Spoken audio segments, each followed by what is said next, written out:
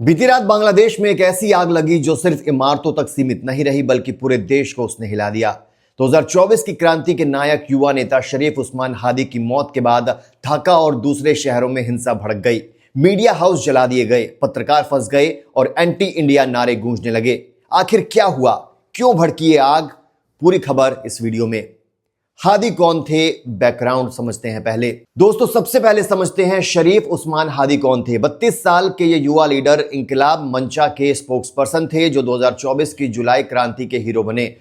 याद है जब शेख हसीना की सरकार गिरी, हादी ने स्टूडेंट प्रोटेस्ट को लीड किया और भारत की आलोचना करने में कभी पीछे नहीं हटे क्योंकि हसीना भारत में ही एक्साइल में थी। हादी 2026 के फरवरी चुनाव में ढाका 8 से इंडिपेंडेंट कैंडिडेट बनने वाले थे। वो क्रांति के फियरलेस फाइटर थे जिन्हें हसीना के अवामी लीग समर्थकों से धमकियां मिल रही थी, घर जलाने और परिवार को नुकसान पहुंचाने तक। उनकी मौत ने पूरे बांग्लादेश को शोक में डुबो दिया। हत्या का प्रयास कैसे हुआ ये अटैक? अब आते हैं उस ब्लैक फ्राइडे पर। 12 दिसंबर 2025 को ढाका के विजयनगर में हादी अपनी इलेक्शन कैंपेन लॉन्च कर रहे थे। रिक्शा पर सवार थे, तभी एक मास्क्ड हमलावर मोटर बाइक के पीछे से उतरकर उनके सिर में गोली मारकर चलता बना। हमलावर फरार हो गए और हादी को तुरंत लोकल हॉस्पिटल ले जाया गया। हालत क्रिटिकल थी तो उन्हें सिंगापुर एयरलिफ्ट किया गया जहां 6 दिनों तक लाइफ सपोर्ट पर रखा गया। इंटरिम लीडर मोहम्मद यूनुस ने इसे प्रीमेडिटेटेड अटैक बताया जो चुनाव डिरेल करने की साजिश थी। पुलिस ने शूटर और बाइक ड्राइवर की पहचान कर ली है। दोनों कथित तौर पर भारत भाग गए। 50 लाख टका का इनाम घोषित है। मौत की खबर और तत्काल रिएक्शन क्या रहा? 18 दिसंबर की देर रात सिंगापुर हॉस्पिटल से खबर आई, हादी अब नहीं रहे। सुबह होते ही ढाका यूनिवर्सिटी के शाहबाग इंटरसेक्शन पर सैकड़ों स्टूडेंट्स इकट्ठा हो गए। तुम कौन हो, हम कौन हैं, हादी हादी जैसे नारे गूंजे। हजारों सड़कों पर उतर आए, जस्टिस की मांग करने लगे।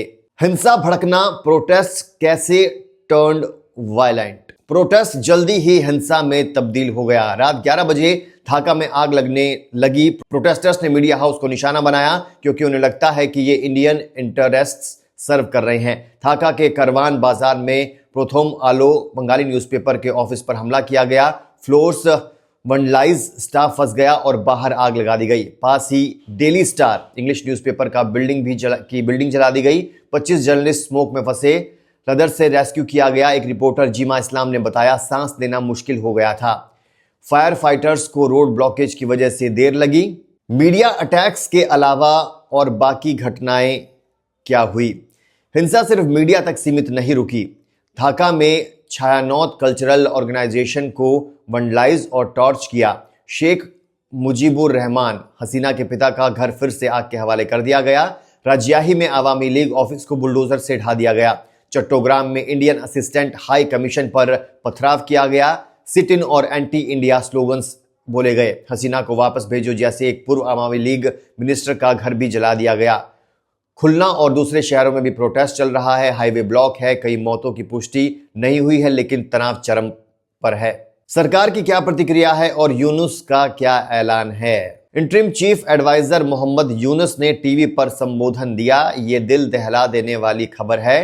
हादी जुलाई क्रांति के फियरलेस फाइटर थे, फासिस्ट फोर्सेस के दुश्मन। उन्होंने शांत रहने की अपील की, किलर्स को जल्द पकड़ने का वादा किया। 20 दिसंबर को वनडे मॉर्निंग घोषित। फ्लैग हाफ मास्ट, मस्जिदों में स्पेशल प्रेयर्स, आर्मी डिप्लॉय की गई। न्यूज़पेपर्स के पास सिंगापुर ने बॉडी रेपेट्रिएट करने में मदद की। यूनुस बोले डेमोक्रेसी को कोई नहीं रोक सकता।